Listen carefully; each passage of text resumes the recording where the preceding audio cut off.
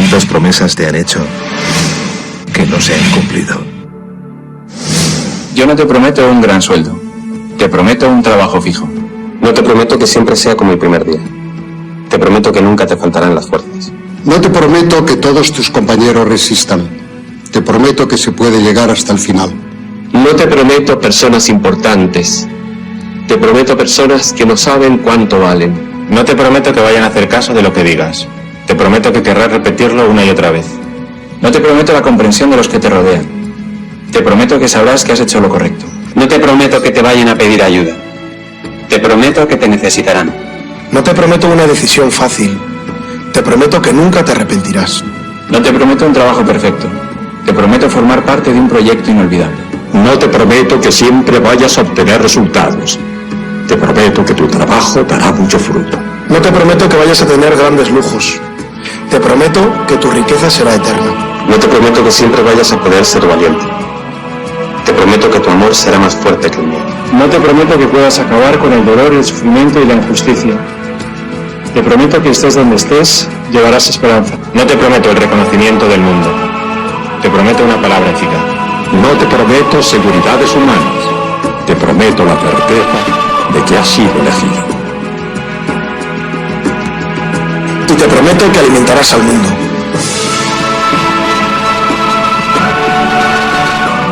Unirás corazones. Acompañarás a los que sufren. Confirmarás a los que quieren ser fuertes. Experimentarás con ellos la verdadera alegría. Sumergirás a los hombres en la verdad. Y serás sacerdote, testigo de Jesucristo.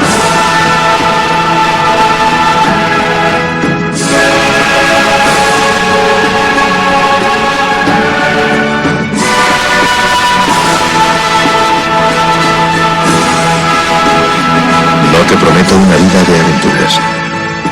Te prometo una vida apasionante.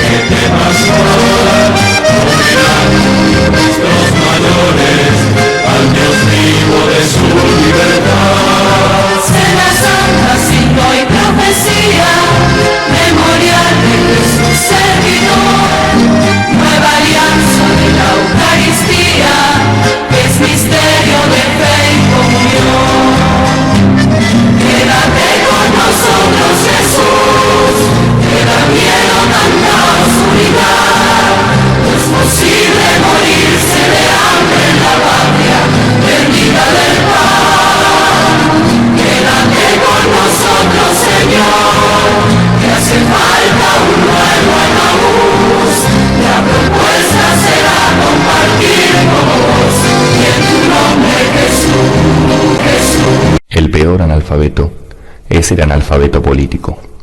No oye, no habla, no participa de los acontecimientos políticos. No sabe que el costo de la vida, el precio del poroto, del pan, de la harina, del vestido, del zapato y de los remedios dependen de decisiones políticas.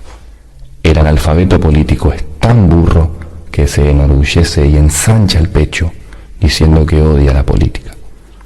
No sabe que de su ignorancia política nace la prostituta, el menor abandonado y el peor de todos los bandidos, que es el político corrupto, mequetrefe y lacayo de las empresas nacionales y multinacionales.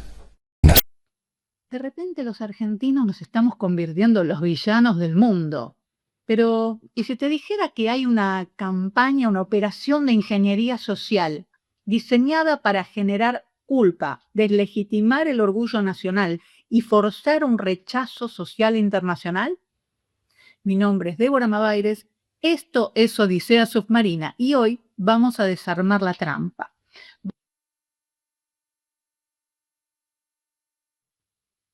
Para no faltar a la verdad, la campaña anti-argentina la empezó el gobierno de Javier Milei hace 2 años y medio, cuando iba a los foros internacionales a insultar a los oyentes o cuando su principal asesor, Demian Reidel, decía que lo malo de la Argentina eran los argentinos. Sumale el alineamiento que tuvo el gobierno con el hombre más odiado del mundo y tenés el motivo por el cual prende la campaña.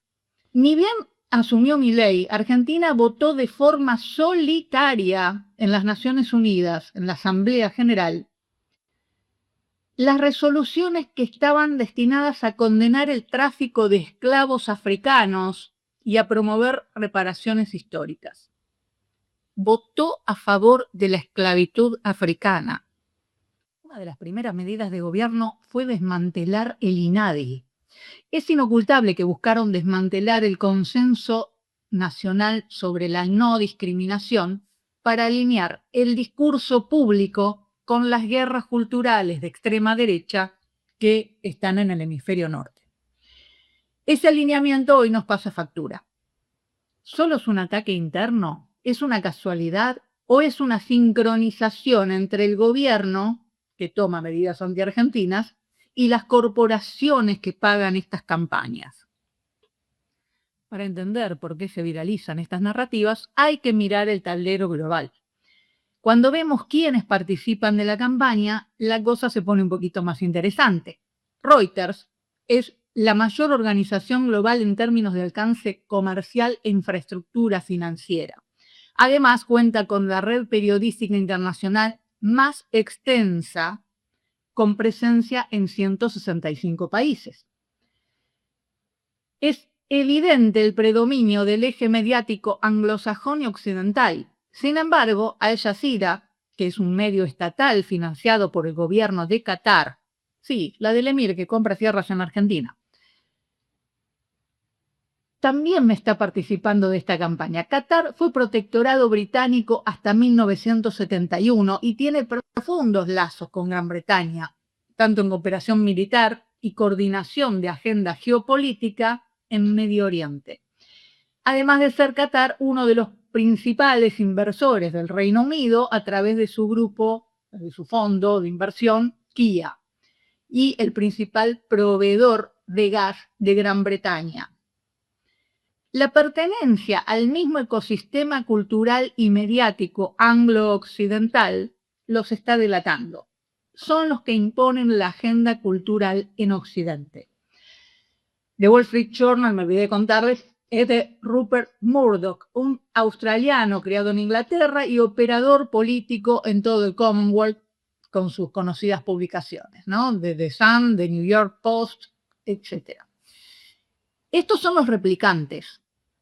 Pero ¿quién arma la narrativa y la instala a través de falsas noticias y redes sociales? En los últimos años, investigaciones periodísticas de escala mundial, como las de Forbidden Stories o The Guardian, expusieron la existencia de mercenarios de la desinformación, estructuras como el famoso Team Jorge, liderado por exoperativos de inteligencia israelí, o las oficinas de ciberinteligencia operadas por ejércitos extranjeros, como la Brigada 77. En sus granjas de trolls poseen miles de perfiles hiperrealistas, capaces de inflar tendencias, instalar debates éticos falsos y demoler la reputación de una persona o de un grupo político, también la de un país. Y les lleva una cuestión de horas. También han manipulado con falsas noticias las elecciones en varios países. Ahora, ¿quién paga este tipo de herramientas? Lobbies corporativos con interés en recursos estratégicos como el litio o la energía, fondos de inversión que buscan abaratar activos mediante fragilidad jurídica, o usinas extranjeras que necesitan mantener a la Argentina arrinconada en el banquillo de los acusados, como por ejemplo los fondos buitres. Lo vimos, ¿no? Ya lo vivimos esto. En 2000, ¿se acuerdan? En 2012, Sheldon Adelson, hoy fallecido, junto a Paul Singer, crearon ATFA, la American Task Force Argentina, con la que desprestigiaron al país en todo el mundo.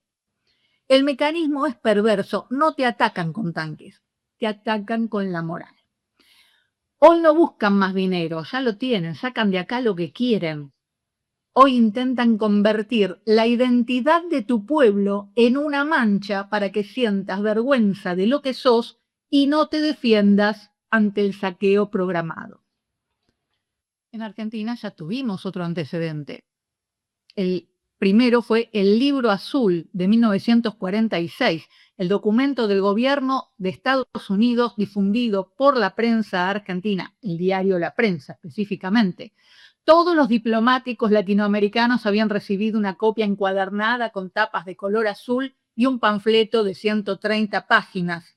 El redactor fue el comunista español Gustavo Durán, secretario de Sproul Braden, embajador de Estados Unidos en Argentina. Sí, porque la hipocresía la tuvieron siempre. Tenían a un comunista redactando los comunicados.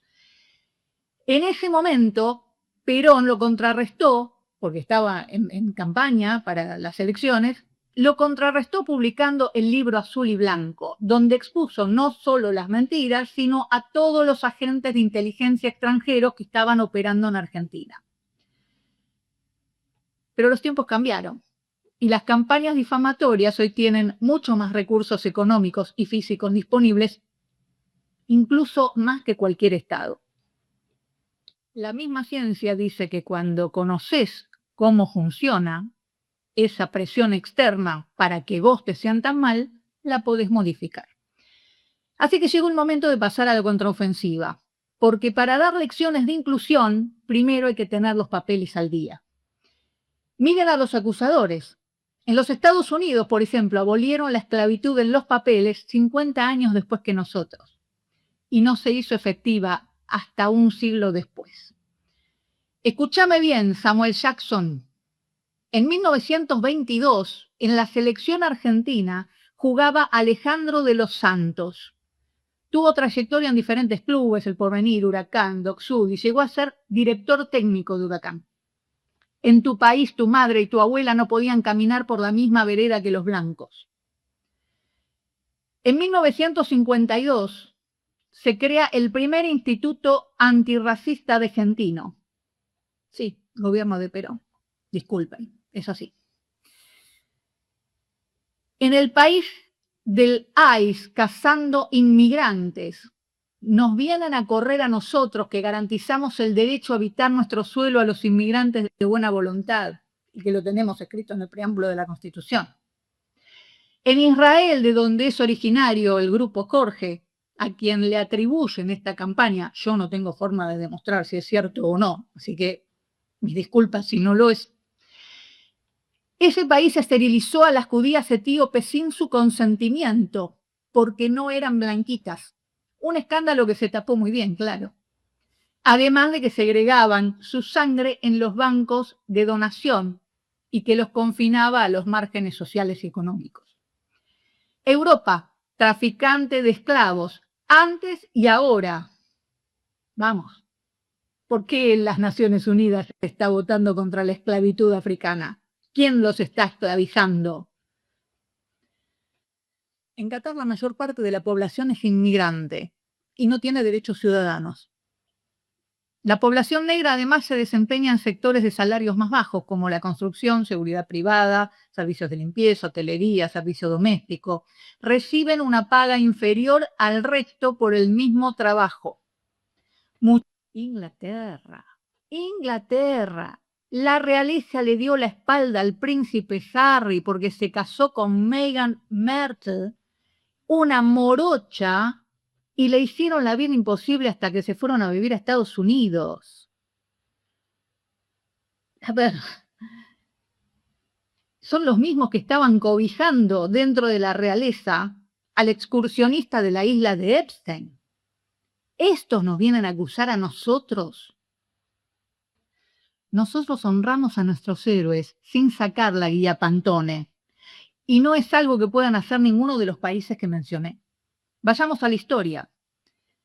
Había batallones de pardos y morenos en Buenos Aires cuando se tuvieron que ir corriendo los ingleses en 1806 y 1807.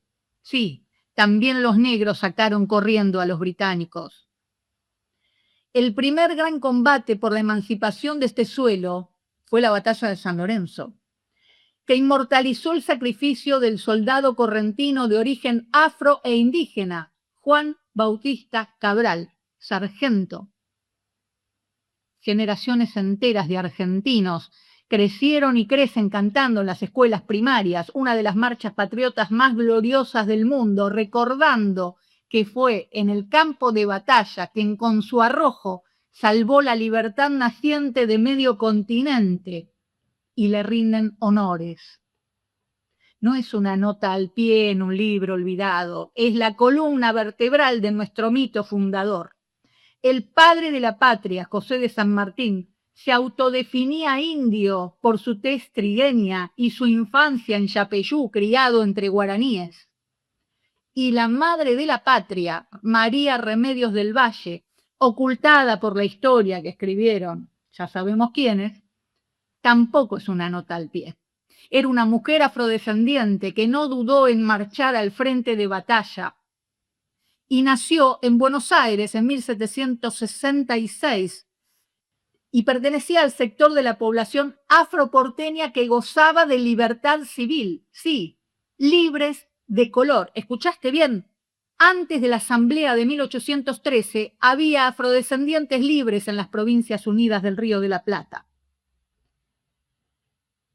Y mientras en los países que se subieron a esta operación nos acusa, no hay una sola mujer afro en sus billetes de dólar o libras esterlinas o cualquier otro. Mientras que en la Argentina el rostro de María Remedios del Valle encabeza la moneda nacional en el billete de 10.000 pesos. A nosotros no nos corre nadie con el libreto de la superioridad moral. Nuestra diversidad no necesita pedir permiso a las agendas identitarias del hemisferio norte. Nuestra diversidad es mestiza, es federal y es profundamente nuestra. Desde San Martín hasta Suchasqui, Martina Chapanay, la mujer que cruzó los Andes primero para traer información de por dónde convenía cruzar. Pero si están tan preocupados acerca de por qué no hay negros en Argentina, pregúntenle a Inglaterra qué hizo con las familias negras argentinas que habitaban Malvinas y que secuestraron en 1833. Frente a las operaciones de prensa, los trolls de alquiler, la prepotencia de quienes pretenden darnos lecciones de moral, basados en sus propios traumas sociales, la respuesta nunca puede ser la explicación tímida, la disculpa. La respuesta es la soberanía narrativa. Es devolver la carga de la prueba y recordarles que este país se construyó con libertad, con la sangre de sus héroes criollos, mestizos, afros e indígenas, que lleva a sus mujeres en sus billetes, que no tiene que rendirle cuentas a ningún tribunal mediático extranjero. Porque los pueblos que no enfrentaron las operaciones terminaron muy mal. Así que levantá la bandera y la próxima vez que intenten correrte con el cuento de la culpa internacional, no te pongas a la defensiva. Mostrales nuestra historia, defendete. Uno de los pocos países que juzgó a los genocidas mientras otros los apañaban, somos nosotros. Y estamos orgullosos de eso. Y estamos orgullosos de nuestra ciencia, de nuestros profesionales. No todos tienen un Favaloro inventando un bypass salvando millones de vidas alrededor del mundo. No todos tienen un país con 5 premios Nobel. No todos tienen a los 2 mejores jugadores del fútbol del planeta, ni inventaron cosas que hicieron historia. No todos resistieron 2 invasiones inglesas, ni trataron de recuperar su territorio, ni lanzaron satélites al espacio. No todos liberaron su país y otros 2 más por las dudas. Los que nos atacan, nos están atacando por lo bueno.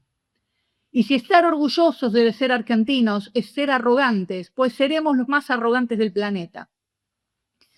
Buscan destruir desde adentro y desde afuera lo más importante que tenemos, porque quieren darnos el zarpazo final. Y lo más importante que tenemos es nuestro ser nacional. La condición de argentino es una condición ideológica que casi nadie reivindica. Ser argentino significa tener un modelo de desarrollo del propio país apuntalado en el Estado empresario, que es lo que quieren destruir siempre. Entonces, además de Perón, antes de Perón, ¿quién está? Irigoyen con YPF. ¿Qué hace Irigoyen? Bueno, crea la primera petrolera estatal del mundo. No la primera de la Argentina, la primera de Sudamérica, la primera del mundo. Lo corrió por la izquierda a Lenin, a Stalin, a Trotsky, a todos. Entonces, la primera petrolera estatal del mundo no es de izquierda, es radical. Que ahora no sé qué significa ser radical, pero en esa época era el rojo de Rosas y el blanco de Oribe, que era uruguayo además, internacionalista. Entonces, cuando crea YPF, Irigoyen, en una actitud netamente argentina, lo manda a Mosconi a hacer un periplo latinoamericano. Va al Uruguay, no le dice a los uruguayos, ustedes tienen que abrir sucursales de YPF, tienen que crear su propio YPF, que es la ANCAP. Va a Brasil y les dice lo mismo, ustedes tienen derecho a manejar su propio petróleo como nosotros hacemos con el nuestro. Y se crea Petrobras. Llega a México, Mosconi llega a México y le dice, mexicanos tienen que crear su propia petrolera, y nace Pemex, Petróleos de México. Vuelve, se ve que ya extrañaba un poco, y crean YPFB, como dicen los bolivianos, Yacimientos Petrolíferos Fiscales Bolivianos. Entonces hay una generosidad argentina que es antiimperialista y se la banca. Antes de eso, defendiendo el mercado interno, ley de aduana, vuelta obligado, Rosas, se gana el sable de San Martín. Para seguir con esto de la ideología argentina, antes de Rosas, San Martín, ¿qué hace? Se apodera de la gobernación de Cuyo para hacer caja. Y con la caja, ¿qué hace? Crea el Ejército de los Andes. Libera Argentina, libera Chile, libera Perú y no se apropia de ninguno de los tres. ¿Ustedes se imaginan a Napoleón haciendo eso? Que quería comerse media Europa. ¿Se imaginan un inglés liberando un pueblo y diciendo, bueno, ahora se lo cedemos para el autogobierno? Y antes que eso, Mariano Moreno, 1810, plan de operaciones. Plan de operaciones de Mariano Moreno. Fábrica de pólvora, de fusiles y de armas, en Capital Federal, en Córdoba y en Tucumán. Bueno, pero eso es de izquierda, Cadelli. No, de izquierda las pelotas. Marx nació en 1818. Mariano Moreno y San Martín eran tan buenos que en vez de copiar el pasado, que lo conoce todo el mundo, copiaban el futuro que todavía no había llegado. Es maravilloso. Entonces, ser argentino es naturalmente ser antiimperialista. Es naturalmente, porque está en el gen del argentino. Entender hace que podamos pensar. ¿Y sabes qué es lo bueno de esta campaña anti-argentina? Que por historia, por justicia y por tradición nos uniremos para enfrentar al enemigo. Somos antiimperialistas. Somos argentinos. Revisando toda esa historia de mentiras, que ya les dije algunos términos, después me irán apareciendo otros, ya se los voy a decir, pero que vale la pena agendarlo porque para las nuevas generaciones vos decís, plan Bones, plan atrás, bueno, no importa. Apareció un concepto que es el siguiente. cuando leo cómo operó el Banco City para las privatizaciones, caigo en cuenta de que, en primer lugar, dijimos en un programa anterior que el problema de las privatizaciones es mayor que la deuda externa, ¿no? Lo dijimos como concepto. Tiramos un número de que la deuda externa son 500.000 millones de dólares y el patrimonio saqueado y el valor llave no pagado fue de 7,5 billones de dólares. 7,5 billones de dólares. Eso lo dijimos en el programa anterior. Ahora yo seguí pensando, dije ese concepto de valor llave negativo, de valor llave, si uno lo proyecta en el tiempo, se convierte en un concepto que ahora lo decimos acá por primera vez como categoría política en la historia argentina, valor llave negativo. Nunca se dijo hasta este instante de que las privatizaciones tienen un valor llave negativo y como tal violaron el orden público argentino y todo el Código de Comercio, porque eso es abuso de posición dominante. Y la Comisión de Defensa de Competencia no intervino en las privatizaciones y ahora va a tener que intervenir a raíz de esto que estamos diciendo. ¿Qué quiere decir el valor de llave negativo? No sé. Sencillo. ¿Qué hubiese pasado si hubiese habido valor llave positivo? Es el potencial. Ajá. O sea, lo que vos dejaste de percibir por no haber cobrado valor llave. O sea, como vos cobraste valor, tendrías que haber cobrado 7,6 millones de dólares. Sí. Cobraste 0. Ajá. 0. Sí. Pero en 37 años vos dejaste de tener un valor llave como nación. Y si no recibí esa guita, la tendría yo. Claro. La tendría yo. Sí. ¿Saben cuánto es? Según los cálculos, el cálculo más optimista, el más pesimista, 30 billones de dólares. Dejamos de percibir en 40 años el sistema económico nacional. ¿Sí? Y al no recibir en la privatización los 7,5 millones, eso se hace de 30 millones. Entonces, ¿cuál es el cash flow de ellos durante 40 años? ¿Y cuánto en cuánto se hubiese transformado yo si le cobraba eso? Claro. Si yo le cobraba los 7,6 al momento del pago, con eso hacíamos a valor presente, ¿cuánto era? 30 billones. 30 billones o 60. 60 billones, si es la de máxima. Según la lógica financiera. Usted me dice, pues usted está loco, estás hablando del número. No, papá. Te estoy hablando del número que hizo una sociedad como la de Halland. Lo tenemos ahí la fotito de Halland, alguna. Los noruegos. Los noruegos hicieron eso, valorizaron su capital y pasaron de tener $3.000 per cápita a $80.000 per cápita, en el mismo tiempo que nosotros no cobramos el valor llave. Entonces no es una teoría, es un contraste con lo que hicieron naciones soberanas. Práctico, concreto, ahí están los números, míralo. Cuánto era el patrimonio, el valor llave del Fondo Soberano Noruego hace 50 años atrás y cuánto es hoy. Ahí lo tienen a Halland, ¿ven? Que nos está defendiendo ahora, nos está defendiendo porque es un producto de una cultura, el vikingo, que supo en estos 50 años proteger el valor llave de su patria. Y que hoy hace que este señor, los abuelos de este señor se jubilaban con $3.000 de jubilación, ¿sí? Y ahora se jubilan con 80.000. ¿Por qué? Porque el valor llave de su negocio de la energía, el Banco Central lo manejó con un criterio de valorización a lo largo de 50 años.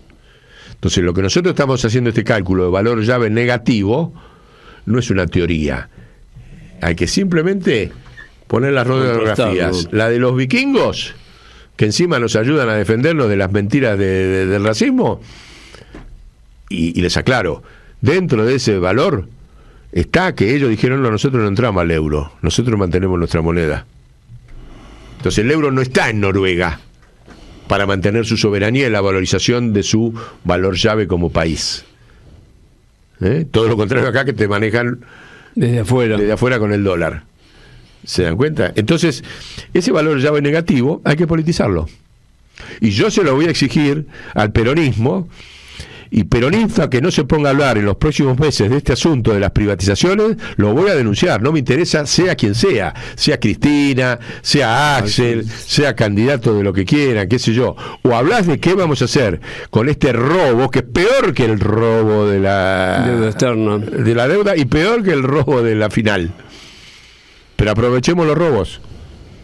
Ya que está politizado el tema, ya que nos acusan de racistas los que nos afanaron el país, volvamos por ellos. Vamos por ellos con el boomerang del racismo, porque eso lo pueden hacer, porque aplicaron el racismo monetario. Desde el Fondo Monetario, desde las guaridas fiscales. ¿Se dan cuenta? Y ustedes me dicen, pero ese número es tan grande. Sí, es grande. Y te voy a poner el número grande en tu bolsillo, en chico. La consecuencia de no haber hecho el número grande como patria, que acabo de decir, que hicieron los noruegos, hicieron los chinos, ni hablar, los chinos, los brasileros, qué sé yo, que no hicimos nosotros, es el siguiente, escuchen. En 1974, cuando se murió Perón, la deuda externa per cápita de cada argentino era $300. ¿Cómo? La deuda externa de cada argentino per cápita. Cada argentino debía $300. Cuando terminó la dictadura, ya la dictadura monta el sistema el poder internacional a través de la dictadura monta el sistema de la deuda externa, ya eran 1.500. ¿Sabes cuánto soy? 10.000. 10.000. ¿Entendés por qué te empobrecen? Porque vos debés $10.000 y no tenés nada que ver. Y debías 300 cuando el país era soberano. Entonces, este número, que es el bolsillo que tenés ahí, y ni hablar si te voy a la ecuación o sea, aumentó 33 veces acá, ¿no? A los argentinos la deuda per cápita. O sea, un pibe que nacía en el 74 cuando murió Perón debía 300. Un pibe que nace hoy debe 33 veces más, por haber nacido nada más, en la Argentina. Sin haber hecho nada ya debe 33 veces más de lo que debía un pibe cuando murió Perón. Ahora, si vos vas a el poder de compra, el poder de paridad de compra, que es otra forma de medir, China, que estaba atrás de la Argentina en poder de paridad de compra, porque cuando la Argentina tenía $7.000 per cápita de Producto Bruto en el 74, cuando muere Perón, China tenía $200. Bien. 7.000 a 200. ¿Saben cuál es el poder de compra hoy de un chino comparado con el argentino? 100 veces más. 100 veces más. Hola amigos, hoy vamos a ver cómo el Fondo Monetario Internacional compra la supervivencia de Javier Milei. Yo estaba pensando que este es el espacio donde no nos asustan los títulos rimbombantes, tampoco las operaciones mediáticas del oficialismo, que las hace todo el tiempo a través de los canales de lo que ellos llaman los ensobrados. Miren a su alrededor, la televisión argentina, los grandes, o sea, los grandes canales de la televisión argentina, los grandes portales, los editorialistas de sobremesa, todos callan, todos aplauden, todos hacen silencio de radio frente al escándalo geopolítico y financiero más monumental de los últimos 30 años. Hoy vamos a romper esa mordaza, vamos a destripar la visita de Kristalina Georgieva. La genuflexión obscena de Javier Milei, Luis Caputo y Santiago Bausili, y la verdad, detrás de una guarida de usureros internacionales que están jugando su propio pellejo con el hambre de 46 millones de argentinos. Comenzamos. ¿Cómo empezamos siempre los académicos? Con una pregunta. ¿Es la visita de Kristalina Georgieva un espaldarazo técnico genuino al milagro económico de la Argentina de Milei Caputo? ¿O es una maniobra desesperada de salvataje donde el fondo y el gobierno argentino operan coludidos para evitar una deflagración sistémica y un colapso institucional antes de las elecciones 2027. Bueno, de una pregunta surge en su pregunta. ¿Por qué el Fondo Monetario Internacional violó su propia normativa histórica y estatuto de concentración de riesgo al otorgarle a Argentina 35% de toda su cartera global de crédito? ¿Qué oculta realmente la estrategia de sándwich discursiva aplicada por la directora gerente en su paso por el Palacio de Hacienda? Y la tercera, ¿existe un temor visceral en el directorio de Washington ante el colapso social y la caída de la cabeza de la propia Georgieva si el plan económico estalla por el aire? Analicemos con lupa de cirujano la retórica de Kristalina Georgieva. ¿Qué hizo la señora en su paso por Argentina el lunes? Aplicó la perfección lo que en diplomacia financiera internacional llamamos la estrategia de sándwich. ¿Cómo funciona esta receta? Muy simple. Pones una mala noticia bien apretada entre dos rebanadas de elogios melosos para que el paciente no sienta el sabor del cianuro. El menú del sándwich de Kristalina es pan abajo, elogio inicial, alabanza rutilante a Luis Caputo por su supuesta inflexible disciplina fiscal, omite que esconde deuda, el jamón y el queso, la exigencia real que trae es la petición desesperada de que cuidado con las pymes que quedan vivas, de cuidado con el empleo formal, cuidado y empiecen con obra pública, bajen la tasa de interés y empiecen a dar crédito productivo. Es una receta keynesiana, después lo vamos a ver. Y el pan de arriba, cerramos, edulcorado, frases hechas de manual sobre el potencial tremendo de la Argentina para construir un futuro próspero, como si no supiéramos de vaca muerta, del campo o de la minería. Presten atención a esto. En el medio del sándwich, Georgieva metió un menú keynesiano de manual. Estímulo puro a la demanda agregada. ¿Y saben por qué lo hizo? Porque si no hay consumo interno, la recaudación, que ya cayó 7 meses consecutivos, no va a parar de caer en picada. La funcionaria descubrió lo que cualquier estudiante de economía de primer año sabe. Era absolutamente innecesario destruir la industria nacional, el comercio minorista, las economías regionales. Los sectores de energía, agro, minería y servicio hubieran funcionado aún mejor con un mercado interno pujante, en lugar de generar una morosidad asfixiante de alrededor de 13% en préstamos personales, en préstamos de tarjeta que la gente no paga, y 25 al 28% las billeteras virtuales.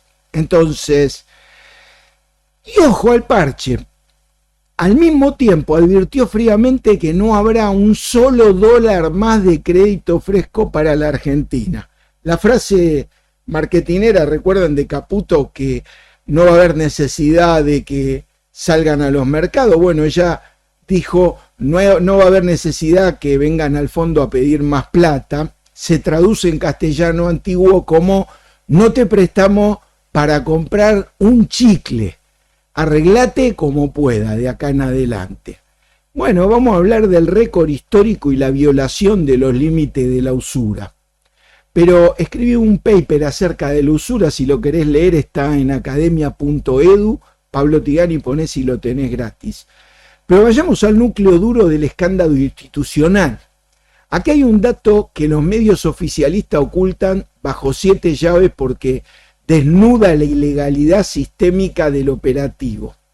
¿Sabían ustedes que la famosa reforma financiera de la dictadura cívico-militar, la misma que comenzó a destruir el aparato productivo argentino en los años 70, prohíbe taxativamente que un banco le preste a un solo cliente o un grupo económico más de un porcentaje determinado de su cartera de crédito para evitar la exposición sistémica?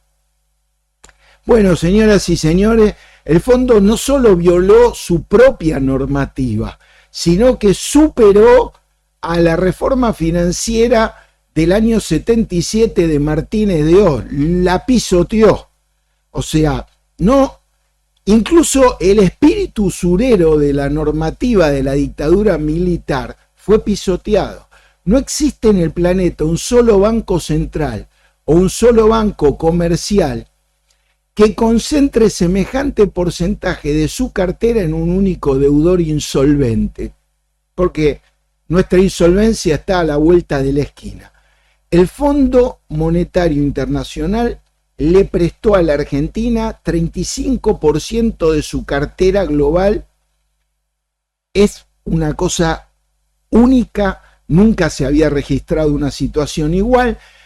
Le dio 57.250 millones de deuda y el próximo, el que le sigue a Argentina, debe alrededor de 14.000 millones, 13.000, que es Ucrania con el 9%, el 9,5%. O sea, a ver, acá tengo el ranking de deudores del fondo, los tres primeros, Argentina, Ucrania y Pakistán. Argentina 57.250 millones, Ucrania 14.000, Pakistán 7.500. Porcentaje de la cartera global, Argentina el 35% debe, 9,5% Ucrania, 6,1% Pakistán. Contexto geopolítico, principal deudor histórico del organismo, Argentina sin guerra, sin ningún tipo de problema de los que tiene Ucrania, que es el segundo, que está sostenido por asistencia bélica de emergencia. Y ni que hablar el rescate estructural condicionado de Pakistán. Pero hagamos cuentas claras para la tribuna. 1 de cada 3 dólares del Fondo Monetario Internacional tiene prestado en todo el mundo, se lo da a la Argentina de Milei y Caputo. Y lo que aún es más obsceno, Argentina le garantiza al organismo el ingreso por intereses de más del 40% de lo que el fondo gana, de toda su cartera mundial, porque paga una jugosa sobretasa por exceso de endeudamiento. O sea, somos la gallina de los huevos de oro de los burócratas de Washington, pagamos el club de golf, los autos que salen con tres camionetas juntas, como Milei que sale con 80 camionetas juntas, pero somos una gallina a la que están desangrando en público. La verdad que además el fondo tiene un miedo al 2001 y el buffer del cual habló hoy es algo que temió porque hubo un operativo en Plaza de Mayo. Ya te cuento. ¿Por qué vino Georgieva en persona a cruzar la Plaza de Mayo blindada por un operativo policial faraónico, como todo el gasto que hace en seguridad este gobierno? Porque estaba rodeada de la protesta de la CTA y la UTEP y las organizaciones sociales. Porque en Washington la realidad es que hay pánico. Tienen pánico de que Argentina se llegue a caer. El Fondo Monetario teme una explosión social de dimensiones apocalípticas, histórica como la de 2001, pero más fuerte. A Georgieva se le escapó en una entrevista la palabra clave. Habló en una respuesta que le da una periodista, dice: hay necesidad de construir buffers fuertes. Traduzcamos el lenguaje técnico al criollo. El buffer es un amortiguador biológico-químico que evita que un organismo colapse cuando le inyectan ácido. Tienen terror a los shocks exógenos porque saben que la fragilidad social de la Argentina actual es una bomba de tiempo. Y dijo Georgieva, puede haber un shock externo, dice, el país se tiene que ocupar de controlar la situación interna, pero puede venir. Y cuando vos abrís una economía como la abre Argentina de par en par, la exposición a un shock exógeno es muy fuerte. La urgencia política del directorio. Si Javier Milei cae o el modelo implosiona antes de 2027, se cae todo el directorio del Fondo Monetario y rodará en la cabeza de los tecnócratas de Washington, que fueron obligados mucho políticamente para aprobar el tramo adicional que le dieron después de lo de Macri. Por eso Georgieva hoy cruzó la Plaza de Mayo para ir a tasar en persona la garantía de supervivencia del régimen. Participó de una reunión de gabinete ampliada en la Casa Rosada, un hecho absolutamente sin precedente en la historia argentina. Es como que Georgieva tomó el lugar de un ministro del país. La genuflexión de Milei, Caputo y Bausilia ante el Fondo Monetario Internacional expone que la tragedia es fuerte, que están sometidos a los intereses corporativos de una tecnocracia internacional y que obviamente, no nos engañemos, Georgieva no vino a preocuparse por la prosperidad de Argentina, sino vino porque tiene miedo que se termine la fiesta de los usureros.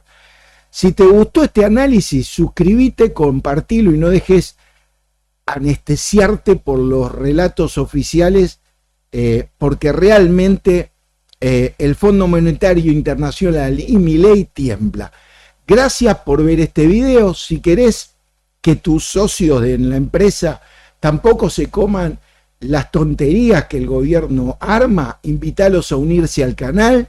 Formá parte de esta comunidad que ahora tiene beneficios exclusivos para tu bolsillo y tu carrera. 1.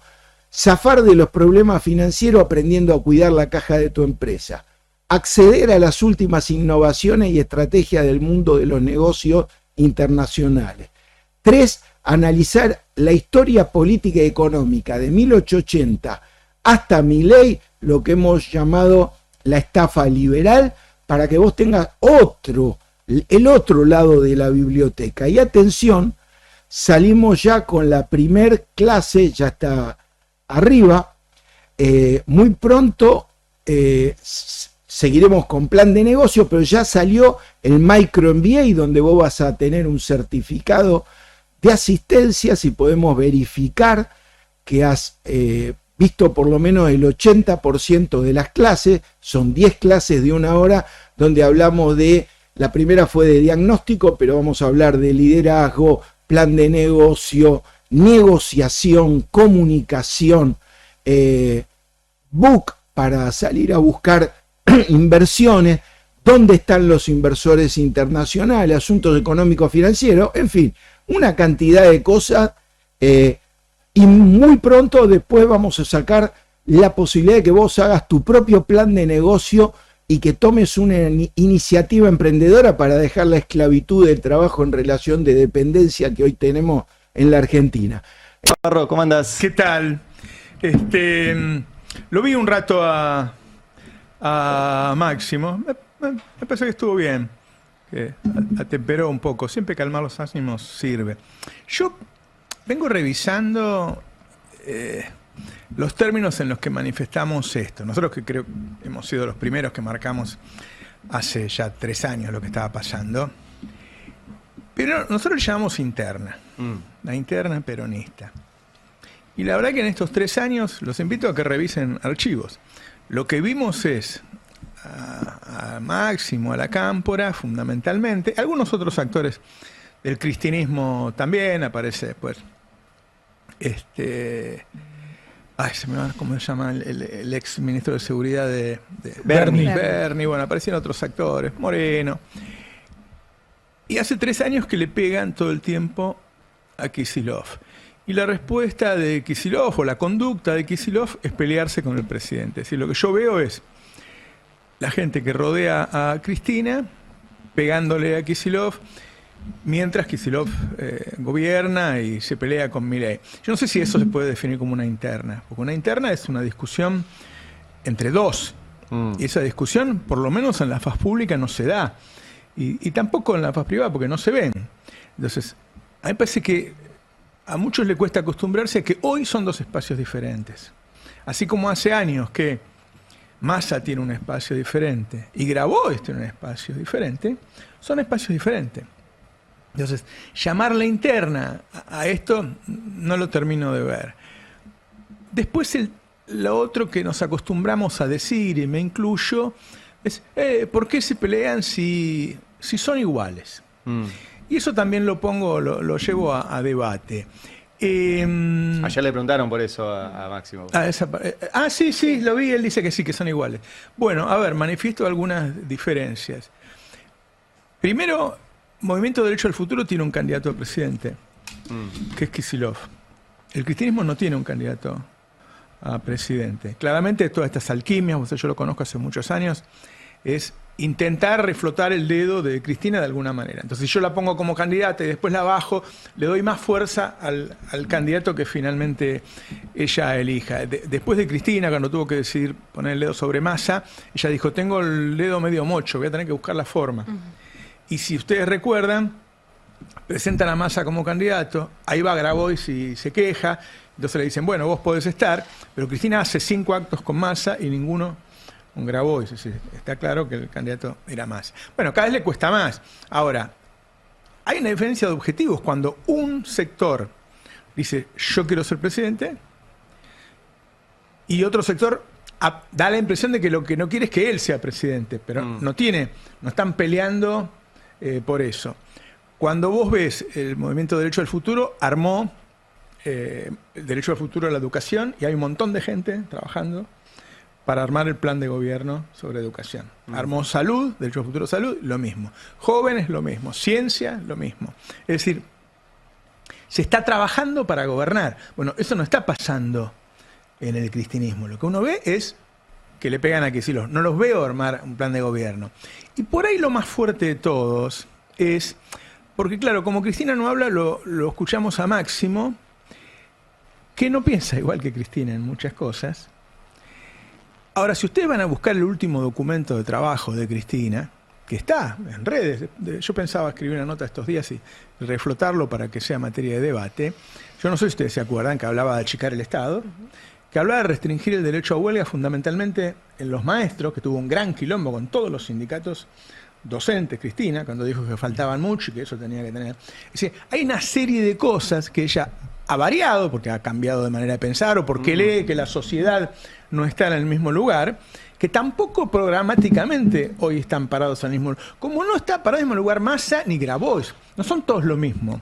Entonces, cuando uno pregunta, ¿por qué se pelean si piensan iguales? Bueno, yo lo que conozco es el último documento de Cristina y los documentos que están armando la gente que trabaja para Kicillof, y yo no veo que sean iguales. Me parece que como alguna vez fueron presidenta y ministro, hace 11 años.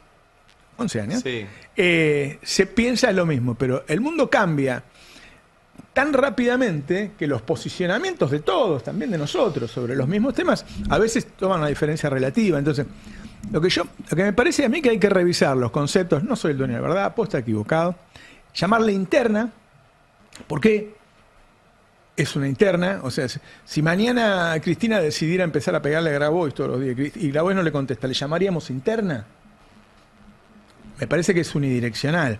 Y segundo es, ¿son iguales? ¿Tienen los mismos objetivos? Si hay uno que dice yo quiero ser candidato y arma un plan de gobierno, hasta la estrategia te diría. Si vos te fijás, Kicillof está recorriendo todas las provincias, este año va a recorrer 7 provincias más, para ir a hacer un armado nacional que incluya todo lo que esté muy lejos del mileísmo, todo lo que esté muy lejos de la extrema derecha. No solo el peronismo. No solo el peronismo. Okay. Ese es un plan de poder. Buscar todo porque sabe que el antiperonismo es más fuerte que el peronismo hace muchos más años. ¿Cuál es el plan de poder de Cristina? A mí me parece que hace tiempo que Cristina se encierra sobre la cámpora. Si vos te encerrás sobre la cámpora, ¿tenés un plan presidencial? ¿O tenés un plan de jefa de la oposición y sabés que si un peronista gana la presidencia, vos no sos más la jefa de la oposición? Entonces, a mí me parece que es lo que estoy viendo yo. Cristina ha dejado de hablar, creo que le ha encontrado el sabor a eso, creo que le sirve, ¿no? A Cristina, pues podría emitir, no lo hace. Pero esos son conceptos para revisar, porque todavía no nos acostumbramos a que el Movimiento de Derecho del Futuro es una línea del peronismo. Como la de Olmos es otra línea, como la de Massa es otra línea, a todos le llamamos kirchnerismo. Bueno, no es así. La verdad que no es así. Y ya fácticamente no es así. Me parece que tenemos que empezar a verlo de otra manera y tenemos que empezar a ver que hay varios candidatos. No sé, Máximo es candidato, o sea, esta es una tarea de candidato y está bien. Está bien que sea ¿Candidato a presidente? Sí, sin duda, sin duda. Hoy sí. Hoy sí, porque Cristina no tiene nada a mano. Cristina no puede ponerle a Brito o a Uñac a pelear con Kicillof, porque no tiene forma de explicarle a su electorado que elige a un banquero o a un tipo con, vos sabés, los apoyos que ha hecho Uñac frente a Kicillof. Hay un tema. Lo mejor que puede hacer es poner el apellido y poner el apellido de arriba de la mesa. Massa es un candidato. Es una apuesta fuerte poner a tu apellido. Sí, pero vos retenés espacio de poder, ¿viste? Cuando vos no tenés todo el poder, luchás. Son personas de poder y está bien, porque si Cristina no tuviera esa ambición de poder, no hubiera gobernado como gobernó. A mí me parece que hay que acostumbrarse a ver, presten atención que ahora los medios le pegan a Zamora, al senador Zamora. Un tipo que saca 70 puntos en Santiago del Estero, muy respetado por las demás provincias, porque lo ven como un candidato. Entonces, cada candidato peronista que vean le van a disparar. Bueno, hay que tenerlo, ¿viste? Y es de los pocos gobernadores, ya no es más gobernador, que no ha votado automáticamente todas las leyes de Milei. No hay muchos los, a diferencia de lo que fue Gustavo Sáenz, Raúl Jalil y Jaldo, fue de los pocos que no es línea directa del núcleo duro. Y después va a haber un candidato del espacio de Olmos, que no es un jugador menor, al contrario, Olmos es un jugador muy importante en el marco del peronismo. Yo sé que hace unos días hizo una propuesta concreta, este espacio, a un personaje importante de la vida pública nacional, para que sea candidato a presidente. Creo que no está la respuesta todavía, pero me parece que vamos a tener que acostumbrarnos a que hay varios candidatos. Y después se verá si entre todos dicen, cuando Kicillof fue gobernador de la provincia de Buenos Aires, que tuvo 2 años dando vuelta con el Clio, había varios candidatos. Uno de ellos era Insaurralde. Sí. Creo que Nardini también. Bueno, cuando vieron que Kicillof medía 35 puntos, el segundo era Insaurralde con 7, ni siquiera hubo una interna. Esto es la idea de replicar un poco lo de las primarias estadounidenses, donde todos los demócratas se salen a la cancha y el que sobrevive. Porque en el fondo es una forma de buscar la unidad, es una estrategia de unidad. Es decir, dejemos claro, dice cada uno, que si yo mido 5 veces más que vos, no vengas a pedirme que vos me armas la lista. Claro. Hagamos una unidad racional, que tenga que ver con que yo proporcional. Exactamente. Sí. A ojos de la sociedad lo ve. Bueno, no estamos encerrados en un cuartito diciéndote, si vos no me dejás que yo meta... Pues si no tenés un próximo presidente con el Congreso en contra. Bueno, como pasó la anterior como pasa en la provincia. Pasó la anterior experiencia, que hicieron una suerte de paquete accionario y Alberto Fernández, que no tenía acciones, era el presidente, pero tenía que responder a las órdenes de los otros accionistas. A mí siempre me llamó la atención que la gente no lo viera eso. Por eso me puteaban tanto cuando Cristina dijo por YouTube que iba a ser candidato a presidente, estaban todos muy contentos y yo me posicioné en contra. Sí. Porque me asombraba que la gente no lo viera eso. Primero que creyera que Alberto iba a ser Cristina. No es Cristina. Cristina es una de las políticas más importantes de la historia argentina, de Latinoamérica, y Alberto no. Y después que es obvio que el poder va a ser delegado. ¿Qué sé yo? ¿Viste? Sí. Uno es el dueño de los votos, ¿no? Como uno puede ser el dueño de la empresa, yo te digo, bueno, manejala vos. Pero alguna vez al entrar al teléfono, che, loco, ¿qué hiciste? Mirá que es mía. O sea, además es inviable, porque si alguien tiene que venir a negociar algo, ¿con quién va a negociar? ¿Conmigo o con vos? Claro. O sea, con el que toma las decisiones. Claro. Entonces, ¿qué dejas? Un presidente decorativo. Y después hay que mirar mucho la provincia. Hay poca información sobre lo que pasa en la provincia de Buenos Aires, pero a Kicillof le ha costado mucho conseguir incluso permisos para endeudarse, sacar el presupuesto. O sea, la Cámpora se ha comportado como oposición, no como oficialismo. Entonces, ni siquiera tiene que mirar la experiencia de Alberto, Axel, porque ya se cargaron el jefe de gabinete en su momento, lo echaron a Bianchi y lo pusieron a Insaurralde. Le pasa que no puede. Entonces, el tipo debe decir, si yo llego a presidente en estas condiciones, ¿soy yo el presidente? Claro. ¿O es el Congreso que me va a manejar y yo no voy a poder sacar ninguna ley? ¿Y pensás que hay alguna chance, esto que dice María, de que en realidad toda la negociación no sea para poner al presidente, porque no tienen a alguien que compita con Kicillof, sino para poner al gobernador de la provincia de Buenos Aires, y que Kicillof puede ceder eso? Acá hay... Bueno, pero me parecería raro, sería una mala negociación de Kicillof, porque las negociaciones, viste, son como el truco, según las cartas que tenés, ¿cuántos puntos puedes sacar? Y hoy Kicillof tiene muchas cartas, entre ellas tener los intendentes con él, que seguramente este tema de la reelección indefinida también lo va a ayudar. Entonces es muy difícil que él entregue tanto, Ahora, después la habilidad negociadora y todo eso, hay que verlo, ¿no? En su momento. La verdad es que yo creo que Kicillof ha resignado demasiado en los últimos años. No es una buena idea subir a un país, a la máxima magistratura de este país, con escaso poder. ¿Resignado en qué sentido? Y que las listas las armó Cristina. La última vez Kicillof puso los jefes de lista. Pero cuando vos ganás una elección, no importa si fuiste jefe de lista, ¿no? O sea, Tayana ganó la elección y lo puso Kicillof, con acuerdo de Cristina. Pero el resto de la lista no lo puso Kicillof. Entonces después, el voto de Tayana vale lo mismo que el voto de los 15 que puso el otro. Entonces sería engañarse a sí mismo, hacerse trampa al solitario, y decir, no, porque yo puse el jefe de la lista, pensé que te Cristina refería, puso los otros 15. Pensé que te refería a resignó medio gabinete ahora. Eso es opinable, el tema de qué hacer con ese gabinete que no es de él. Primero porque algunos son muy buenos. Sí, no es una cuestión de gestión, es una cuestión de política. Claro. Y después es una forma de decir, bueno, yo no rompo. Claro, que se vayan. Claro. Pero bueno, te muestra también medio débil. Yo creo que eso se va a ver en el momento en que se armen las listas. Si vos ponés sobre la mesa las cartas que tenés. Cristina siempre tiene a mano la amenaza de decir, yo voy por mi lado y aunque saques 5 puntos te hago perder. Sería un costo político muy grande para Cristina. Para ella, para ¿Te su acordás historia? cuando Randazzo insistió en ir solo? Y Randazzo, que era un tipo que todos respetaban por la gestión que había tenido, se hizo odiar por todo el peronismo, porque generó una derrota en 2017. Esa gente no se olvida. Y 2017 no es como ahora, donde la gente no tiene para comer, no tiene hospitales, no tiene sería muy duro para la biografía de Cristina hacer eso. Siempre hay que tener en cuenta la situación de un gran líder histórico como es Cristina, que va a ocupar 100 páginas en los libros de historia argentina, y que sin duda ella lo piensa, qué lugar va a ocupar en ese lugar. Totalmente. ¿No? Veremos. Bueno, 10 de la mañana, 1 minuto, se viene el editorial de Roberto Navarro y el pase del Destape. Gracias María, gracias Fer, gracias a todo el equipo. ¿Qué? Anoche Georgieva tuvo una reunión con empresarios argentinos, que recién Fernando Alonso nos tiró la lista. Sí. Dijo, sin sonrojarse, sin demasiada preocupación, que le había pedido al gobierno que apure la reforma previsional, que privatice el sistema previsional. Tranca. Mucha gente por ahí no se acuerda. En los 90 prácticamente no había jubilación porque estaba el sistema de FJP, cobraba muy poquito, y a la gente mayor los financiaba, los mantenían los hijos, cosa que es bastante feo. Pero además de eso, hoy los hijos no tienen para mantenerlos. No. Es un genocidio eso. Sí, ya el dato de la proyección es que va a haber la mitad de los jubilados que el año pasado y un tercio que el 2024. Y además que son negocios. Y sí. Volver a hacer la estafa de la FJP. Así es. Chochos ayer. Lo dijo todos, ¿no? anoche acá en el Palacio de Hugo, Palacio de Jau.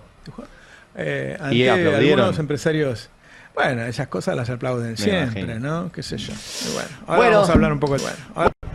Tenemos que hacer una gran manifestación, una pueblada, para sacar a todos estos jueces de mierda, pero una pueblada de verdad, una pueblada contra los jueces, una pueblada que demostremos, como el 20 y el 21 de diciembre, que el pueblo está harto y podrido y que tiene que salir a la calle. Si no nos animamos a hacer una cosa como el 20 y el 21 de diciembre, aunque nos caguen a palos, ya sé que nos van a venir a pegar.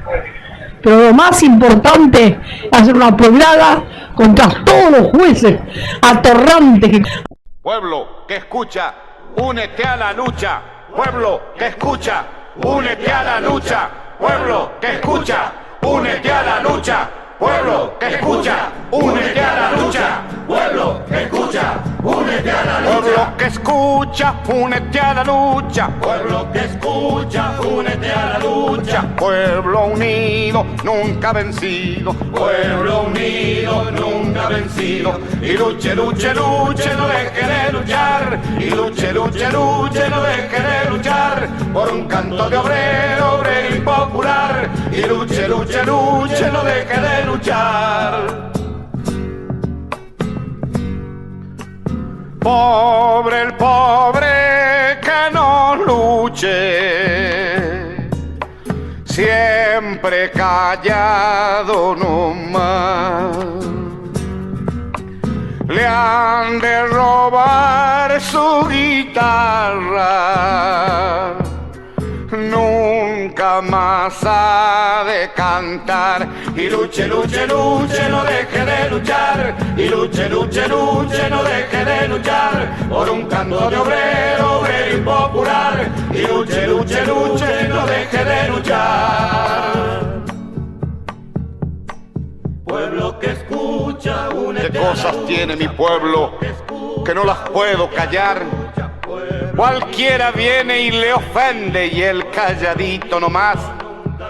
Pero guarda al que trampea, pero guarda al que le miente, porque mi pueblo no es tonto, porque mi pueblo es valiente, porque mi pueblo algún día cuando la sangre reviente habrá de salir cantando con un fusil en la frente.